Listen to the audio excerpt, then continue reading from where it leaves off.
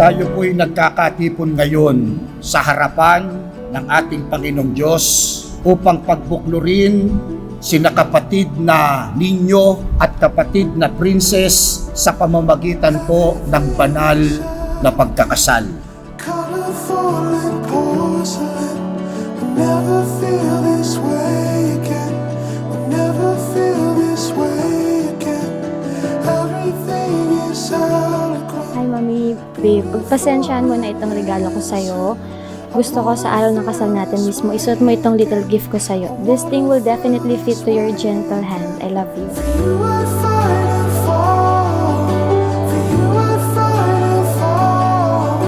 For you I'd fight and fall. Oh, oh. For you I'd fight and fall.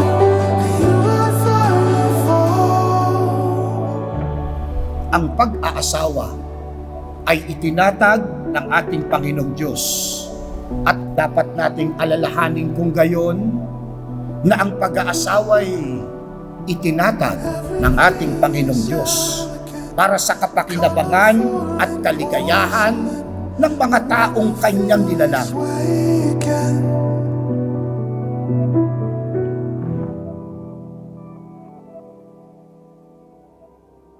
So, binisita nila ako and siya yung unang tumawag sa akin. Nung nakita ko yung, kasi Viber ang communication doon eh. So, nung nakita ko yung picture niya, sabi ko, ay pwede. Sabi ko, ay pwede to ha. Wala, kusa na lang siyang kusa na lang siyang dumating talaga in a magical ways na naging kami hanggang ngayon. Hanggang sa dumating tong araw na to. Yun. Tumagal, bigla niya akong niyayang lumabas. And yun, umamin siya na, yun, ganun din pala yung feelings niya. And dun ko nalaman na wala pa pala siyang nagiging girlfriend ever. So, first ako and yun, thank God, ako yung last. Gayunman ay umibig naman ang bawat isa sa inyo sa kani-kaniyang sariling asawa. Gaya ng sa kanyang sarili at ang babae ay gumalang sa kanyang asawa. Uy! Ito. Hello babe, this is it. Finally, after all the wait, we can finally say it's all worth it.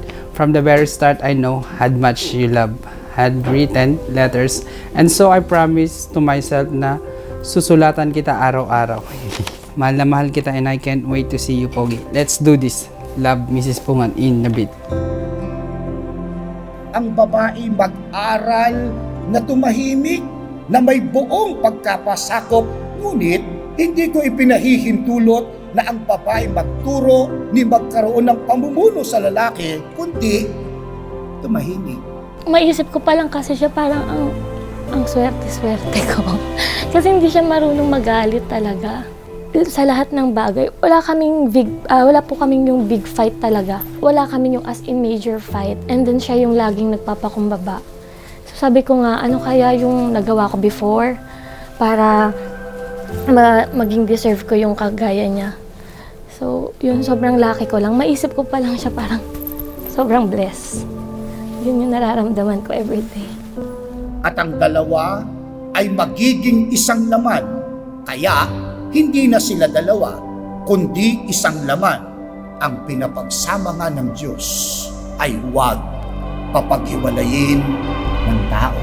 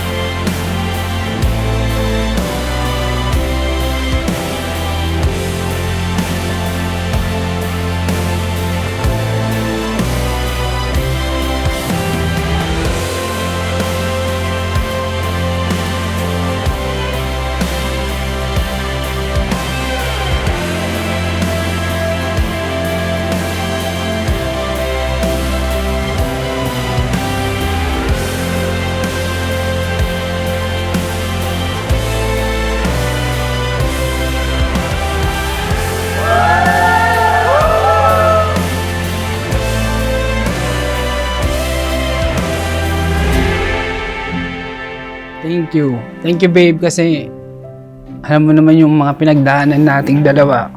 Lalo na mahirap yung buhay sa abroad. Tayo lang yung magkakampi doon. Ang lalaki ay pangulo ng kanyang asawa, gaya naman ni Kristo na pangulo ng iglesia na siya rin ang tagapagligtas ng katawan. Una, gusto ko magpasalamat sa Diyos kasi ang bait niya eh. Kasi before sabi ko, sana magkaroon naman ako ng someone na mag-aalaga sa akin, gano'n. Kumbaga yung hiniling ko, mas hinigitan pa niya. Salamat kasi nandyan ka sa akin.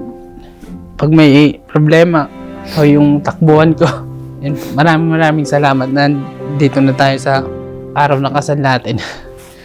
At least ito, you can say na naasawa mo na ako and sobrang thankful lang ako, excited na ako makita ka mamaya at mangako sa Diyos kasama ka. I love you.